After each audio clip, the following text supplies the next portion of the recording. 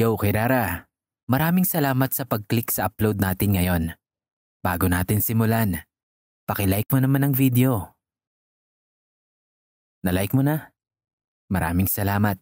Simulan na natin.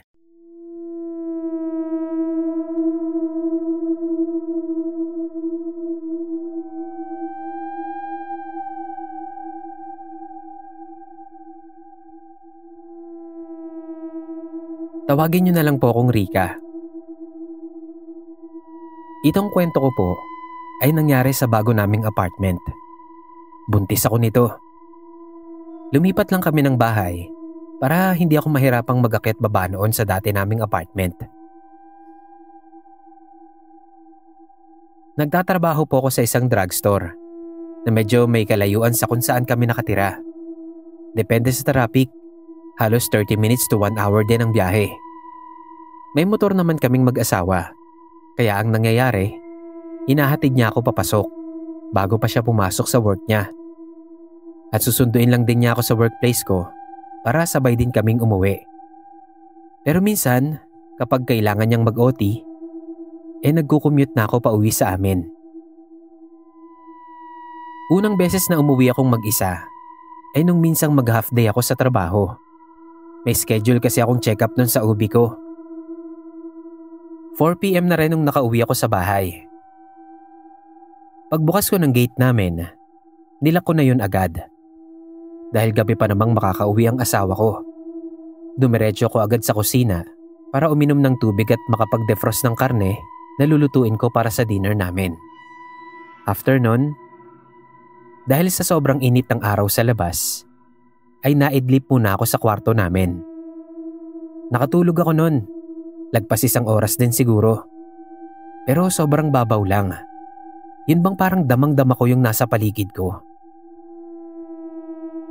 Yung pag-ikot ng electric fan hanggang sa paggalaw ng kamay ng orasan. Tapos nung mag-decide ako mag-cellphone na lang, pakiramdam ko mas pagod pa ako. 4 months pa lang ang tiyan ko nun. Hindi pa malaki talaga at hindi pa ako hirap. Pero ang gara lang nung pakiramdam ko. Para bang nag-times 2 yung lakas ng senses ko. Pakiramdam ko, sobrang ingay ng orasan namin. Kaya tinanggalan ko na muna yon ng battery. Di akala ko magiging okay na. Nung mawala yung tunog ng orasan, mas luminaw naman sa tenga ko yung tunog ng paligid ng buong apartment.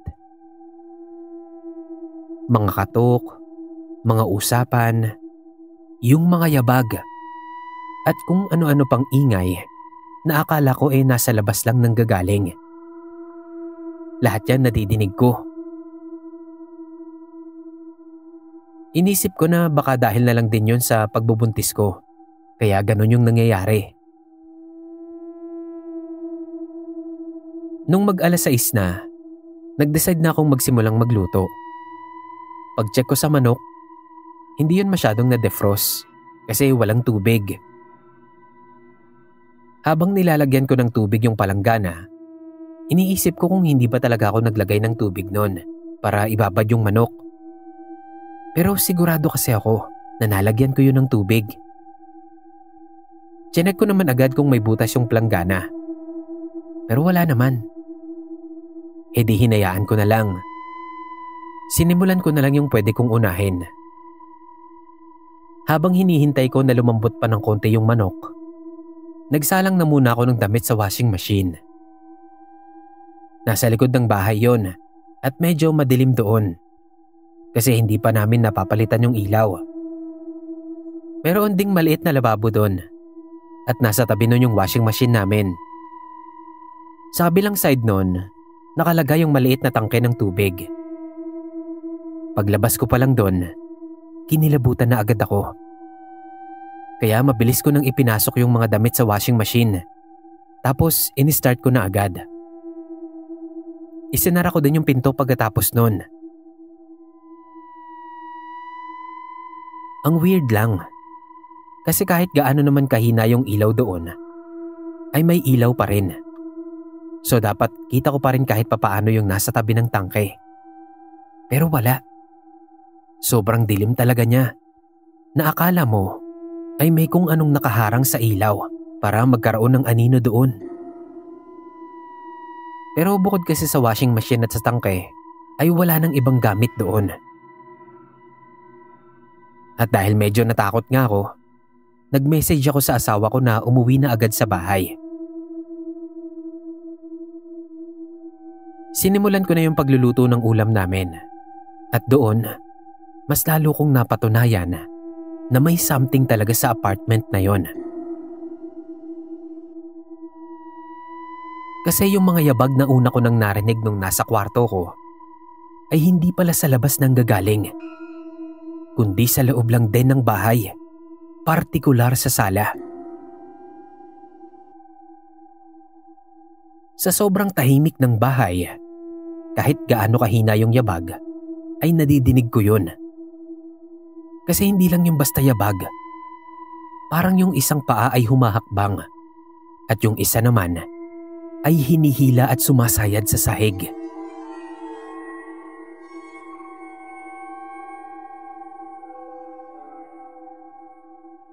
Nagpatugtog ako ng Christian songs mula sa cellphone ko. Nilakasan ko yun. Pero hindi din naman nagtagal. Nadinig ko na nagbukas na ng gate ang asawa ko. Tapos may kumatok sa pinto. Dali-dali kong binuksan yung ilaw sa labas, pati na yung pinto. Pero nagulat ako kasi yung asawa ko nandoon pa sa may gate namin at ikinakandado ito. Nandoon pa rin sa tabi niya yung motor niya. Ibig sabihin, hindi pa talaga siya lumalapit sa pinto para kumatok. Bago ko ikinuwento yun sa kanya, tinanong ko muna siya kung kumatok na ba siya sa pinto. Pero sabi niya, hindi pa raw. Kaya doon ko na ikinuwento sa kanya yung mga nangyari. Pero sabi lang niya, baka raw guni-guni ko lang yon. Ang sabi ko naman sa kanya, na ayoko nang maunang umuwi. Sabi ko, kailangan sabay kami palaging aalis at uuwi ng bahay. At yun na nga ang ginawa namin hanggang sa makapanganak na ako. So nakalib ako nun sa trabaho at ako lang ang naiiwang mag-isa nun sa bahay.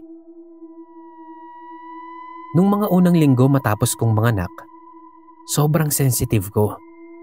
Konting ingay nadidinig ko. Kaya medyo natataranta ako, lalo kapag kakatulog lang ng baby ko. Naiinis ako kasi baka magising yung anak ko. Ang hirap palang magpatulog ng baby.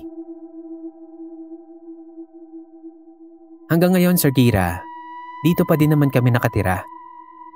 Nag-stop na lang akong magtrabaho kasi gusto kong maging hands-on na lang sa anak namin. Nagpasama na lang ako sa nanay ko dito sa bahay.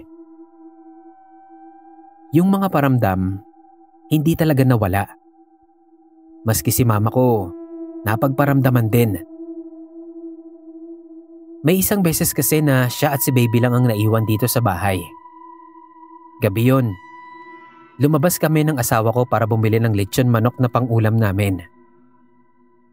Ang kwento ni mama, habang wala daw kami at nasa sala lang sila ng apo niya, bigla daw may kumatok ng 3 beses sa main door. Hindi niya binuksan. Alam niyang hindi kami yon. Kasi bakit naman daw kami kakatok pa? Hindi naman daw nakalakang pinto namin. Ang ginawa niya, kinarga daw niya agad si baby habang nag-aabang. Alam daw kasi niya yung kasabihan na kapag 3 katok, demon entity daw yon.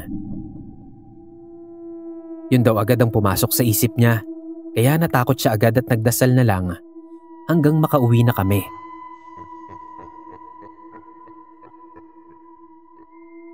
Isang beses lang tong nangyari at nakakatakot talaga. Medyo nasasanay na nga din kami. Kapag may mga ingay, sinasabi ko na lang, wag nang mag-ingay dahil natutulog pa ang baby ko. Basta ganyan, parang nakikiusap na lang ako. At in fairness naman, kapag sinabi ko yan, nawawala naman yung ingay. Pero nagpaplano na din naman kami na lumipat. Ang hirap din na palagi kaming nakikiramdam sa bahay. Ayaw naman naming umabot pa sa punto na may mangyari pa munang masama sa amin bago kami umalis. Hanggang dito na lang po. Sana mabasa nyo ito. Salamat.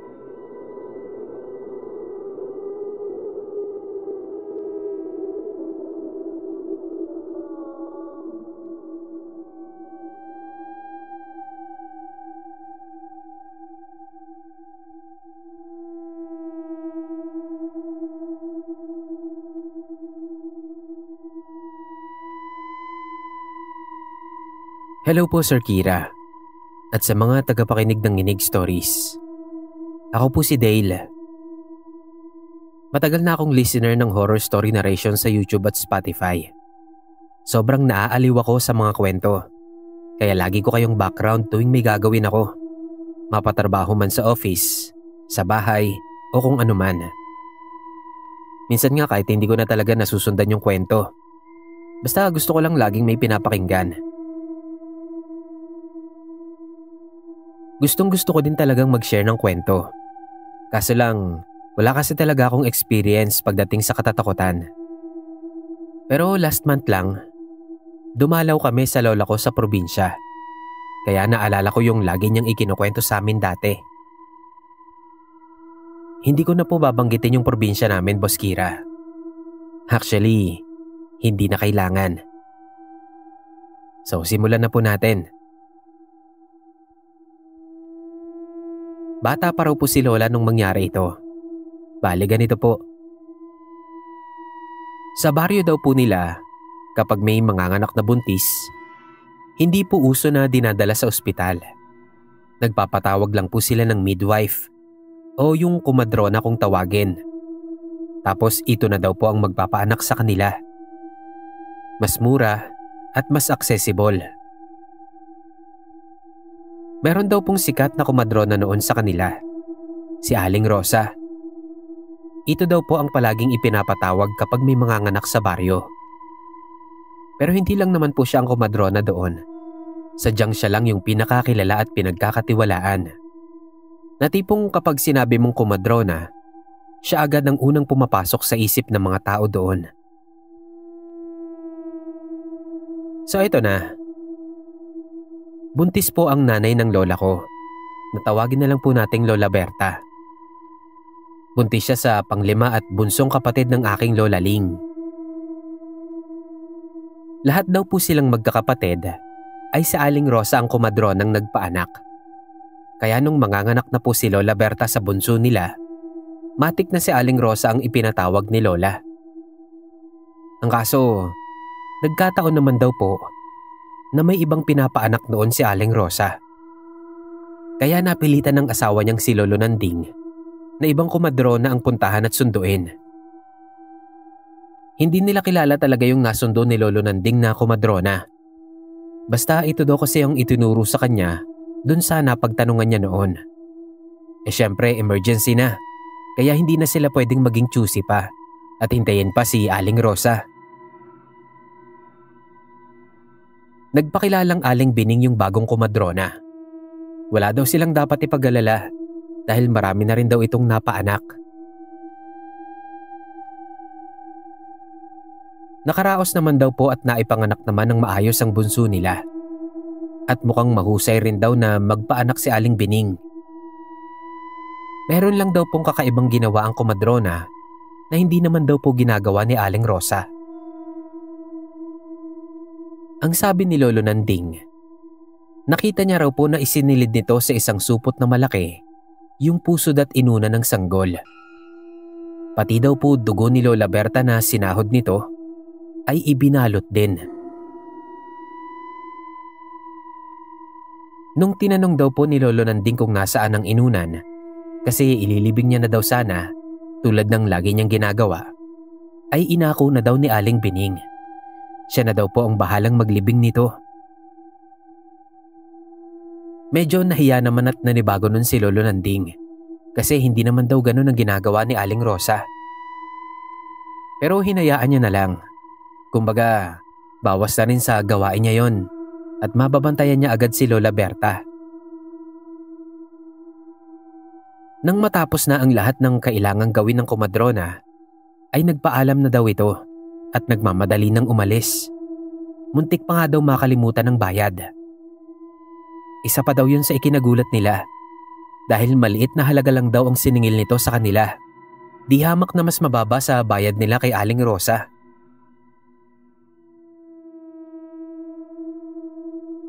Kinabukasan daw ay nagpunta si Aling Rosa sa bahay nila upang kumustahin si Lola Berta. At tila nakahinga naman daw ito ng maluwag nang makitang maayos ang lagay nila ng baby. Pero nagulat sila sa reaksyon nito nang malaman nito kung sino ang nagpaanak sa kanya. Hindi daw dapat sila lumapit doon. Agad na tiningnan ni Aling Rosa ang sanggol. Tila may hinahanap ito at parang nag-aalala sa kung anuman. Nang tila wala namang makitang mali, ay saka lang ito nagbuntong hinga ng malalim. Tinanong nila ang matanda kung anong meron at kung bakit. Ang sabi daw ni Aling Rosa, hindi daw dapat si Aling Bining ang nilapitan nila dahil isa raw itong aswang. Marami na daw itong nabiktima noon na sanggol at buntis. Ang sabi, pagkalabas pa lang daw ng bata sa sinapupunan, ay pinipilasan niya ito ng maliit na parte ng katawan ng bata at siya niyang kinakain. Madalas daw ay daliri ng sanggol. Minsan ay bahagi ng tenga. Basta sa kung saan daw hindi agad mapapansin, yun daw ang pinipilasan nito. Kaya nga daw chinek niya agad ang bata at mukhang kumpleto naman ito.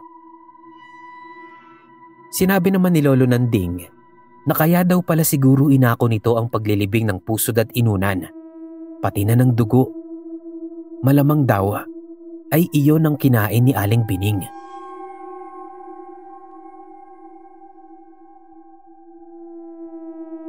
Pinag-ingat din sila ni Aling Rosa dahil baka raw balikan pa sila ng aswang na komadrona kapag hindi ito nakontento sa naiuwing laman.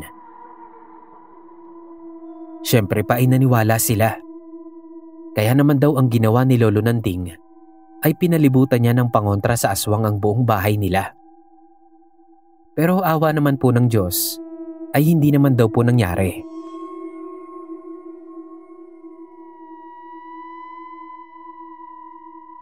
Yan po ang kwento ng nanay ng aking Lola Ling. Na kung iisipin mo ngayon, pwede ngang may katotohanan naman ang sinabi ni Aling Rosa tungkol kay Aling Bining. Pero pwede rin naman kasi na sinisiraan niya lang ito sa mga tao. Dahil kumbaga nga, kakompetisyon niya pa rin ito. Thank you in advance po kung mapapasama man ito sa mga upload mo. Kung hindi man, thank you pa rin po sa pagbasa, Sir Kira. God bless po.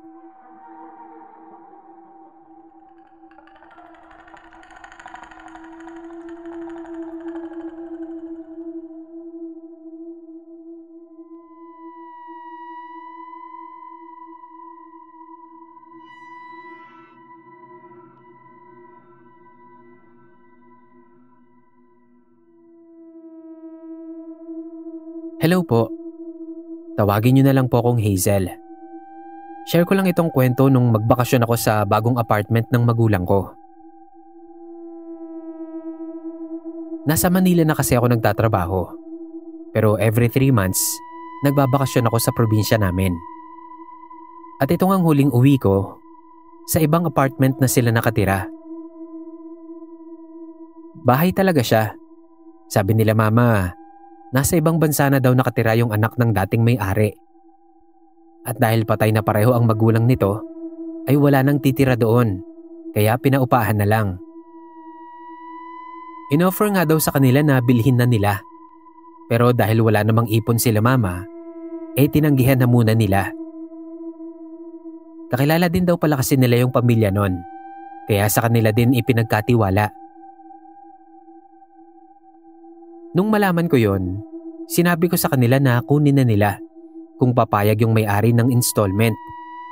May ipon naman na din kasi ako kahit papano. Kaunti na lang ang kailangan kong idagdag para mabili yung bahay sa presyo na sinabi nila. Hindi kagandahan yung bahay dahil luma na ito. Pero maganda yung pwesto nila at pwede silang magtindahan sa harap kung sakali. Gustong gusto talaga ng nanay ko na magtindahan. Para daw hindi sila umaasa masyado sa akin. Kaya medyo narush ako nun. Kasi naisip ko, baka magbago pa yung isip ng may-ari. Mabuti na lang nga at nung kausapin ni Papa ulit yung may-ari, ay pumayag ito na bayaran na lang ng hulugan yung almost 30% na kulang pa. Ang bilis ng pangyayari. Nirush namin ng lahat para mailipat sa pangalan ko yung titulo. Kasi nagmamadali ding makabalik sa trabaho yung dating may-ari. So fast forward po. After 3 months ulit, umuwi ako sa bahay namin para magbakasyon. Nakatayo na ang tindahan ni Mama. Kaya nung umuwi ako doon, doon kami nakatambay palagi sa tindahan niya. Sa left side ng tindahan yung gate. At sa kabila ng gate ay merong maliit lang na puno ng avocado. Kwento ni Mama, yung tapat daw ng bahay namin nakakwentuhan niya minsan. Ang sabi daw nito, meron daw itim na nilalang na nakatira doon sa puno. Tinanong ko agad kung nananakit ba. Naniniwala kasi ako, Sir Kira, na meron talagang ibang nilalang o elemento na hindi natin nakikita. May mga experience na kasi ako nung bata pa lang ako, kaya interesado ako kapag ganun ang topic. Sabi ni Mama, hindi naman daw. Bihira daw magpakita, sabi ng kausap niya. At kung magpakita man, ay wala naman daw nangyayaring kakaiba. Makikita mo lang daw yon na parang nakatambay lang doon. Pero parang nagtatago din. Tinanong ko si Mama kung nakita na nila. Pero hindi pa raw. Mga 7:30 PM, ako na lang ang nagbabantay sa tindahan. Kasi nagluluto na si Mama ng pang-dinner namin. Mga 9 PM pa kasi ang dating ni Papa. Tapos gusto nila, sabay-sabay kaming kakain ng dinner. Dahil minsan lang naman akong nandoon. Busy ang tindahan paggabi, kaya aligaga ako. Nun ko lang din nalaman na may mga kapitbahay din pala na tumatambay sa tindahan ni Mama. Pabor yun sa akin. Mababait kasi ang mga kapitbahay namin. Minsan sila pa nga ang nagtatawag ng customer para bumili sa amin. At saka para din may nakabantay sa akin doon. Kaya kapag walang bumibili, busy lang ako sa pagsiselfone ko. Maya-maya, napansin ko na biglang tumahimik ang paligid. Napasilip ako sa labas kung wala na ba yung mga kapitbahay na nakatambay. At wala na nga. Binaba ko yung cellphone ko at itinabi ko yun sa bag ko. Nakatanaw na lang ako sa labas habang hinihintay si Papa. Hanggang sa magawi ang tingin ko, sa aninong bigla na lang gumalaw sa kabilang side ng gate namin. Nandun din kasi yung poste ng ilaw, kaya makikita mo rin talaga agad kapag may gumalaw na kung ano. Napatitig ako doon. Wala naman akong nakita sa sulok, pero hindi ko magawang alisin ang paningin ko. Hanggang sa biglang lumingon yun sa akin. Para akong inatake sa gulat. Kasi wala talaga akong makita doon kundi dilim lang. Tapos biglang may mga matang lumingon sa gawi ko. Automatic na napatago ako sa loob. Tapos naisip ko agad na baka yun yung sinasabi ng nagkwento kay Mama. Yung itim na nilalang na nakatira sa maliit na puno ng abukado. Literal pala siyang itim lang talaga kasi mata lang ang makikita mo. Sinilip ko ulit. Nandoon pa rin siya. Para nga siyang nagtatago lang doon at pasilip-silip lang sa paligid. Kahit na direkta na akong nakatingin sa kanya, hindi ko pa rin maaninag man lang ang kahit na konting bahagi lang ng katawan niya. Para bang wala siyang katawan. Nasaktuhan pa na wala man lang dumadaan doon ng mga oras na yon. Kaya hindi ko inalis yung tingin ko sa kanya. Talagang para lang siyang may inaabangan doon sa pwesto niya. Habang nakatingin ako doon sa itim na nilalang, nakita ko naman sa hindi kalayuan si Papa. Naglalakad lang siya. Tapos nakita kong napatingin sa kanya yung itim na nilalang. Kaya inabangan ko kung anong gagawin niya. Pero nung malapit na si Papa dun sa may poste ng ilaw, parang bigla na lang yung nawala. Pagpasok ni Papa sa tindahan, nagsimula na kaming magligpit ng paninda ni Mama. Tapos nagsara na kami ng tindahan. Habang kumakain kami, doon ko ikinuwento sa kanila yung nakita ko. Na nakita ko nga yung itim na nilalang. Sabi bigla ni Papa na madalas niya raw makita yon kapag pauwi na siya. Pero nawawala din naman agad kapag papasok na siya ng gate. Hindi na lang daw niya pinapansin dahil baka daw yun ang bantay ng puno o ng bahay. Hindi din naman daw sila inaano o ginagambala sa loob ng halos 4 na buwan na paninirahan nila doon. Biro ko na lang sa kanila. Nabuti naman kasi wala naman na silang choice kundi ang magstay doon sa bahay namin na yon. Pagkatapos lang noon ay nagpahinga lang ng konti. Tapos pumasok na sila Mama sa kwarto nila para matulog. Ako naman sa sala lang muna kasi hindi pa okay yung isang kwarto. Naglatag lang ako ng foam sa sahig. Nakahiga na ako nito at nagpapaantok na lang. Nung madinig ko ang mabibigat na yabag sa loob ng bahay.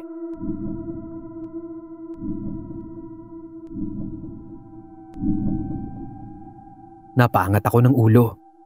Tinignan ko kung saan nanggagaling yon. Pero wala naman akong nakita. Kaya bumalik na lang ulit ako sa pagsiselfone. Pero ilang saglit lang, ayun na naman. Yung yabag, hindi kasi siya yung naglalakad lang. Para pa yung tumatakbo. Kaya medyo dumadagungdong yun sa pandinig ko. Dahil na rin nga nasa lapag lang ako nun. Naisip ko na hindi ako makakatulog sa lapag kung hindi yun titigil. Kaya naman lumipat ako sa sofa namin at nagtalukbong na ng kumot. Hindi agad-agad na nawala yung yabag.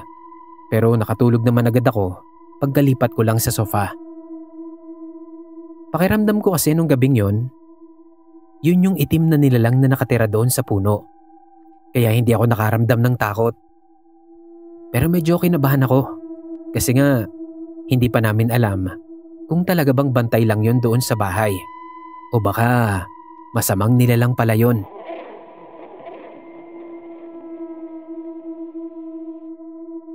So far Sir Kira, wala pa naman akong nabalitaan kay Mama na ginambala sila nung itim na nilalang na yon. At sana nga talaga, hindi siya manakit o manggambala ng malala. Kasi nakikita ko kay Mama at Papa na masaya sila sa bago naming bahay. Hanggang dito na lang po Sir Kira. Pasensya na kung napahaba masyado. Tapos hindi pa masyadong nakakatakot. Gusto ko lang din po talagang makapag-share kahit isang beses man lang dito. Yun lang po, salamat.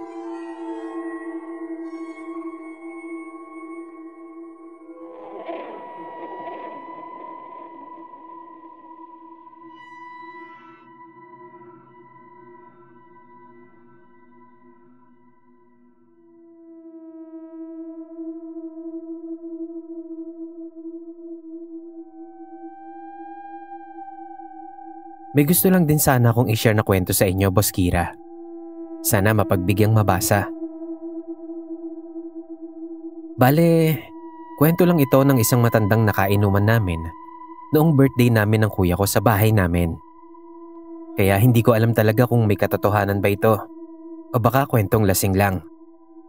But anyway, share ko na rin po. Pakitago niyo na lang po ako sa pangalang Larry, Boss Kira. At Mang Henry naman po yung kainuman naming matanda. Bale, hindi ko talaga siya kakilala. Si Papa ang nag-imbita sa kanya nung araw na yon. Masarap kakwentuhan si Mang Henry. Magaling siyang magsalita at mag-explain ng mga bagay-bagay.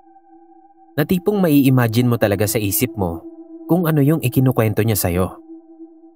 Kaya nga buong inuman ata namin siya lang halos yung nagkukwento. Mga taga-react lang kami. Isa sa pinakatumatak sa akin na kwento niya ay yung kwento ng isang tricycle driver sa Bicol na bigla na lang daw nagkasakit at namatay. At ito po ang ikukwento ko sa inyo ngayon. Mga taong 1970s daw, nung nagtrabaho si Mang Henry sa Bicol. Binata pa daw siya nun. Meron siyang naging kaibigan doon na tricycle driver na halos sing idaran niya lang din. Palagi daw kasing natsyempo na ito yung nasasakyan niya papasok sa trabaho at minsan kahit pauwi din. Hanggang sa naging magkakilala na nga sila. Minsan nagkakaayaan pa sila ng inuman. Hindi naman daw sobrang close, pero naging magkaibigan sila nung tricycle driver na yon. Natawagin na lang po nating Marlon. Mabait at mapagbigay daw pong tao itong si Marlon. Masipag siyang mamasada at umextra-extra ng trabaho. Ang kasama niya lang daw sa bahay ay ang nanay at isang kapatid niya. Siya lang ang may trabaho, kaya todo kayod siya. Hanggang isang araw, napansin na lang ni Mang Henry na ilang araw nang hindi namamasada si Marlon. Kaya naisip niyang dalawin ito sa bahay nila. Doon niya nalaman na may sakit daw pala ito at halos hindi na makabangon mula sa higaan. Linggo raw nung araw na yon, kaya nagawa niyang magtagal sa bahay nila Marlon. Bagamat medyo hirap magsalita, ay nakakwentuhan pa rin niya ito. Medyo sumiglang araw nung makita siya, sabi nung nanay ni Marlon. Sobrang laki daw po ng ibinagsak ng katawan nito sa loob lang ng ilang araw. Napakapayat kumpara nung huli niya itong nakita. Nadala naman daw ito sa ospital, pero walang naging findings ang doktor sa kanya. Niresetahan lang siya ng ilang gamot, pero parang hindi naman daw tumalab ang mga ito. Lalo pa nga raw sumama ang lagay niya. Ilang araw lang ang lumipas mula nang dalawin niya ang kaibigan, ay nabalitaan niyang namatay na ito.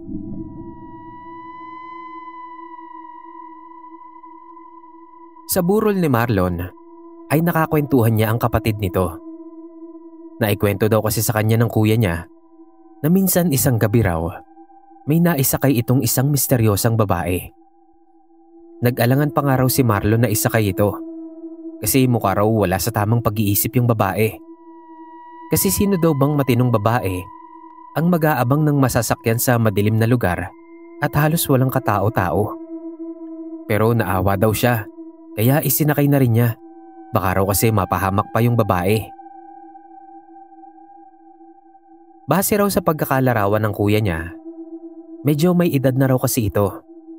Pero maputla ang balat. Mahaba na buhaghag ang buhok nito. Tapos naka-all black pa.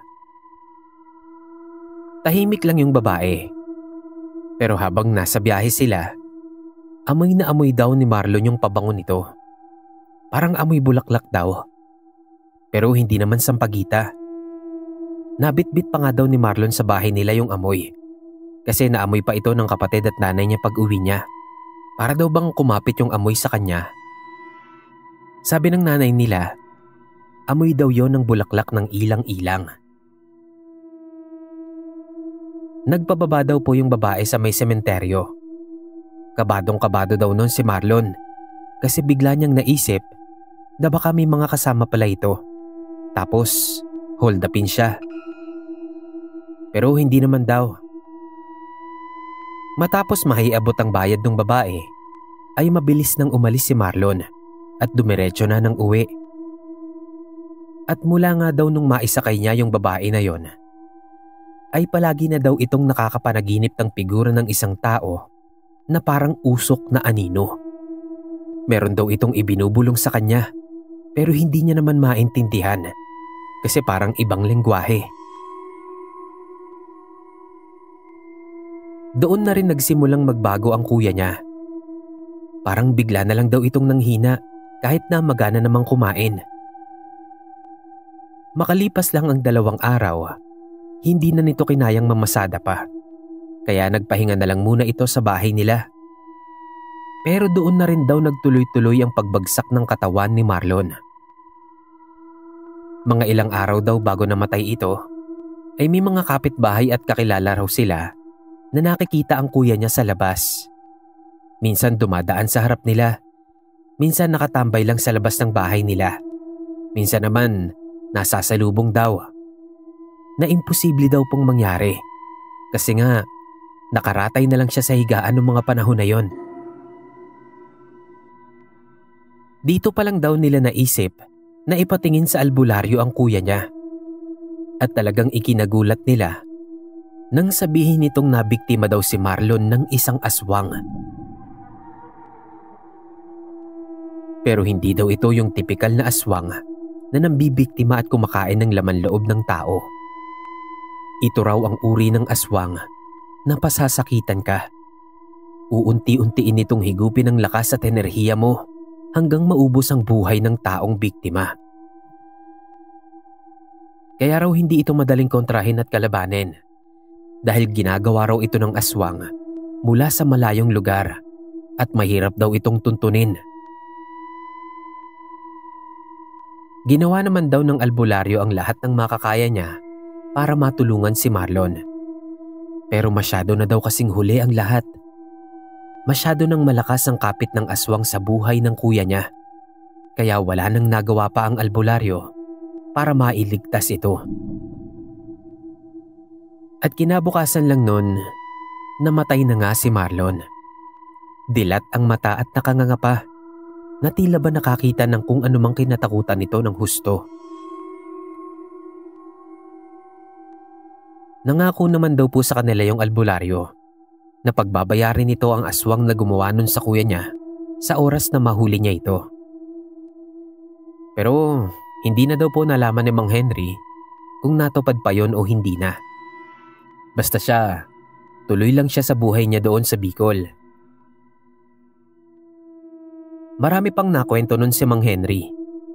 Pero ito kasi yung pinakatumatak sa akin. Next time, pag nakainuman ulit namin siya, magpapakwento ulit ako para may ma-share ulit ako dito. Hanggang dito na lang, Boss Kira. Sana mabasa para hindi naman sayang yung pagod sa pagtatype. Salamat.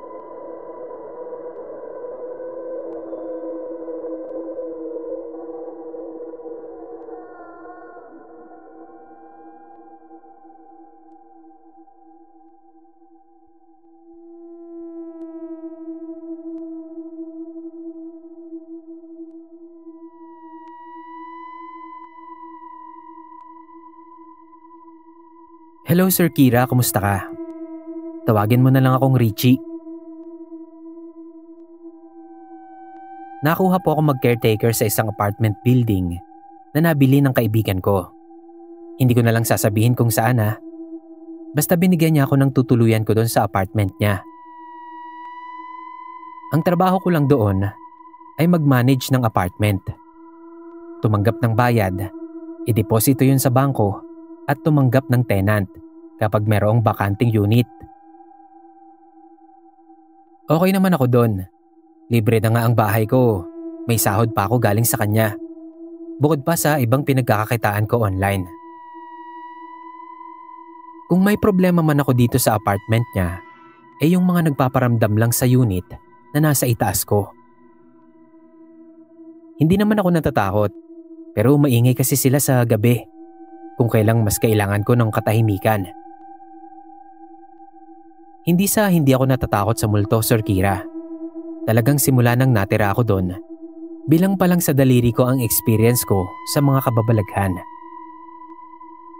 Bale, ang unang encounter ko ay nung minsang nag-distribute ako ng utility bills sa lahat ng unit. Dala-dala ko yung mga bills nila. Hindi ko sila kinakatok. Basta nakasara ang pinto. Sinushoot ko lang yun sa ilalim ng pinto nila.